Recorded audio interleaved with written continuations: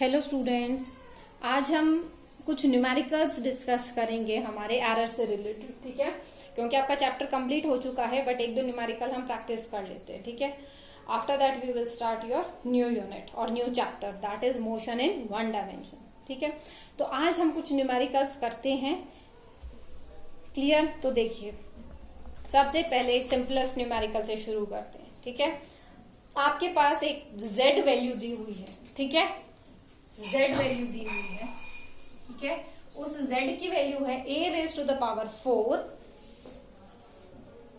b raise to the power 1/3 and c raise to the power 3/2। ठीक है, what you have to calculate the error in z। ठीक है, you have to calculate the error in z। ठीक है, one more thing, it is division sign over here and 1d। ठीक है, this is the value। अब देखिए, आपको error निकालना है। ठीक है, तो अब यहाँ पर देखिए, यहाँ पर आपका क्या हो रहा है, कैस्केडिंग हो रही है आपकी यहाँ पर एरर्स की। ठीक है, जो हमने लास्ट वीडियो में पढ़ा था। ठीक है, मतलब यहाँ पर हमारा कॉम्बिनेशन हो रहा है एरर का। क्या हो रहा है? प्रोपगेशन हो रहा है एरर का। क्या हो रहा है? कॉम्बिनेशन हो रहा है या प्रोपगेशन हो रहा है एरर का। ठीक है, तो अब इसमें हमने पढ़ा था कि हमारे पास सिंपल फॉर्मूला है, मल्टीप्लीकेशन हो डिवीजन हो कोई फर्क नहीं पड़ता, जो पावर होती है वो आगे आ जाएगी और जो आपके पास वैल्यू है वो एरर अपॉन जो आपके पास रीडिंग है, प्लस पावर फिर से आगे आ जाएगी एरर अपॉन जो आपके पास रीडिंग है, प्लस डजंट मैटर मल्टीप्लीकेशन है डिवीजन है, कुछ भी फर्क नहीं पड़ता। ठीक है, simply you have to use the plus sign. यहाँ पर क्या आ जाएगी, पावर फिर से आगे आ जाएगी डेल्टा सी अपॉन सी और plus delta D upon D. तो आपका एरर क्या आएगा, रिलेटिव एरर जो आएगा जेड का, वो ये एरर आएगा। उसके बाद अगर वैल्यूज गिवन होंगी तो आपको वो वैल्यूज इस फॉर्मूला में, मतलब इस इक्वेशन में पुट कर देंगे और आपके पास आंसर आ जाएगा। ठीक है, तो ये एक क्वेश्चन है। अब एक क्वेश्चन हम करते हैं जिसमें आपके पास वैल्यूज गिवन होंगी। ठीक है, तो ये तो सिंपल था कि इसमें आपको बताना है कि z का कितना एरर है आपके पास, अगर z की वैल्यू ये गिवन है। क्लियर? अब एक क्वेश्चन और हम देखते हैं। ठीक है, उस क्वेश्चन में क्या गिवन है कि आपके पास क्या है, एक you have to calculate the percentage error. ठीक है, you have to calculate the percentage error in the measurement of mass and speed. ठीक है, देखो क्या है, percentage error in the measure of mass and speed is 2% and 3%। ठीक है, mass में परसेंटेज एरर कितनी है, percentage error of mass is 2% and percentage error of speed is 3%। ये आपको गिवन है। ठीक है, now what you have to calculate, you have to calculate the maximum error in the estimate of kinetic energy। ठीक है, maximum error निकालना है in the estimate of kinetic energy. ठीक है, अब देखो काइनेटिक एनर्जी है, काइनेटिक एनर्जी का फॉर्मूला आपको पता है क्या होता है, हाफ एम वी स्क्वायर ये होता है। तो अगर हम बात करें परसेंटेज एरर आपको कैलकुलेट करना है, तो सिंपल हम पहले फ्रैक्शनल एरर निकाल लें। डेल्टा के अपॉन के कांस्टेंट है, इसको हमें यूज नहीं करना है। इसका क्या हो जाएगा, delta M upon M plus 2 delta V upon V. तो अब हमें क्या निकालना है, percentage error. What we have to calculate, we have to calculate the percentage error. तो परसेंटेज एरर के लिए हमने क्या पढ़ा था कि हमें दोनों साइड से क्या करना पड़ेगा, 100 से मल्टीप्लाई करना पड़ेगा। तो हमारा क्या हो जाएगा, वो परसेंटेज एरर आ जाएगा। दैट मीन्स डेल्टा के अपॉन के into 100 equals to delta m upon m into 100 plus 2 into delta v upon v into 100।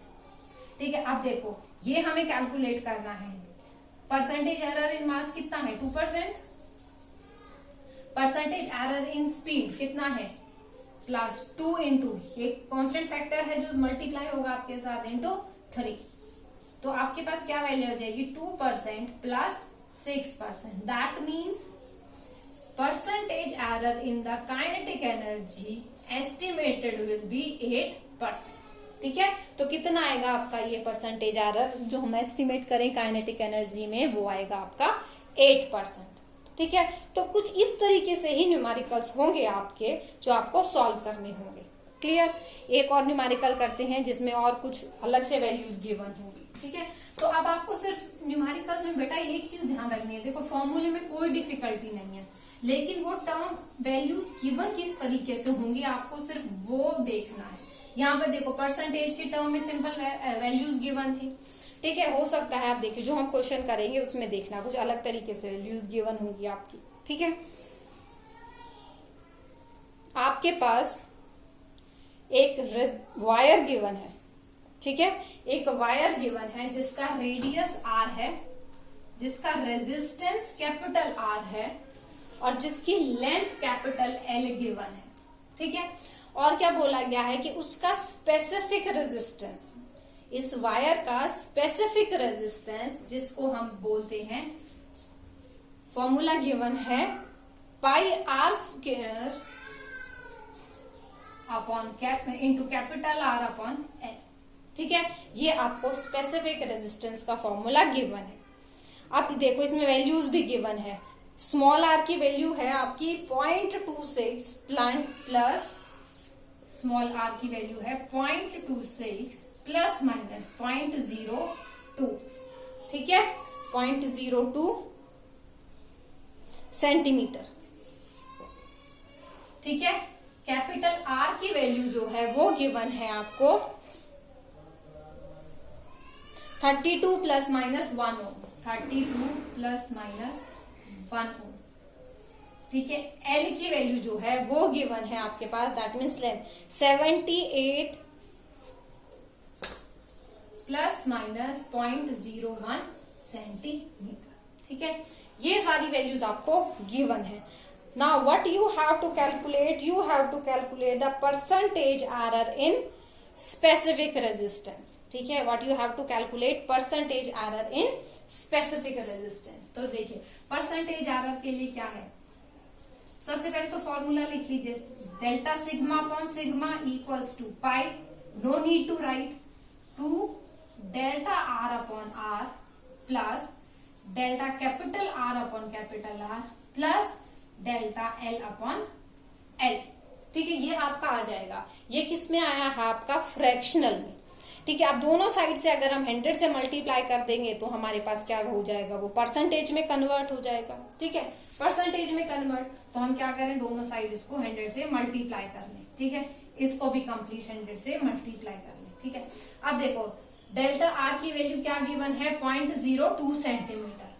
ठीक है, 2 इंटू 0.02 सेंटीमीटर अपॉन जो आपकी रीडिंग है, जो वैल्यू है, ठीक है, ट्रू वैल्यू आप बोल सकते हैं, that is 0.26 plus delta R की वैल्यू क्या है 1।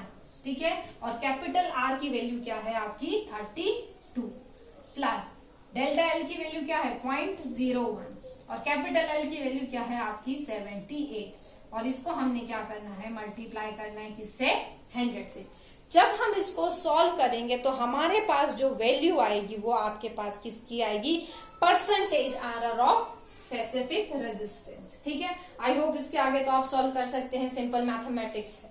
ठीक है, तो जिसको सॉल्व करने के बाद जो हमारे पास आंसर आएगा वो किस में आएगा, आपके पास परसेंटेज एरर। ठीक है, परसेंटेज में आंसर आएगा, क्या आएगा आपका परसेंटेज एरर। अगर परसेंटेज एरर नहीं बोला होता, फ्रैक्शनल बोला होता, तो आपको 100 से मल्टीप्लाई करने की जरूरत नहीं थी। ठीक है, तो वो आपका सिंपल फ्रैक्शनल में एरर आ जाता। ठीक है, तो बेटा इसी तरीके के आपके पास न्यूमेरिकल्स होंगे, तो आप बुक में जो अनसॉल्व्ड हैं, सॉल्व्ड हैं, उन सबको प्रैक्टिस करो, क्योंकि इस चैप्टर से न्यूमेरिकल इजी होते हैं। ठीक है, लेकिन अगर आपने वो प्रैक्टिस नहीं किए होंगे तो आपको पता ही नहीं लगेगा हमारे पास गिवन क्या है। देखो फॉर्मूलेज कुछ भी ऐसा कोई फॉर्मूला नहीं है। ठीक है, प्रॉब्लम जो आएगी वो तभी आएगी जब आपने प्रैक्टिस नहीं की होगी, आपको पता ही नहीं लगेगा कि हमारे पास गिवन क्या है, हमें निकालना क्या है। क्लियर, तो इस चीज के लिए आपको क्या करना है, सिर्फ यू हैव टू प्रैक्टिस। ठीक है, और फिजिक्स में न्यूमेरिकल्स नहीं किए तो फिजिक्स का कोई फायदा नहीं पढ़ने का। फाइन, तो this is all for today. Next video we will start new unit. Okay, thank you students.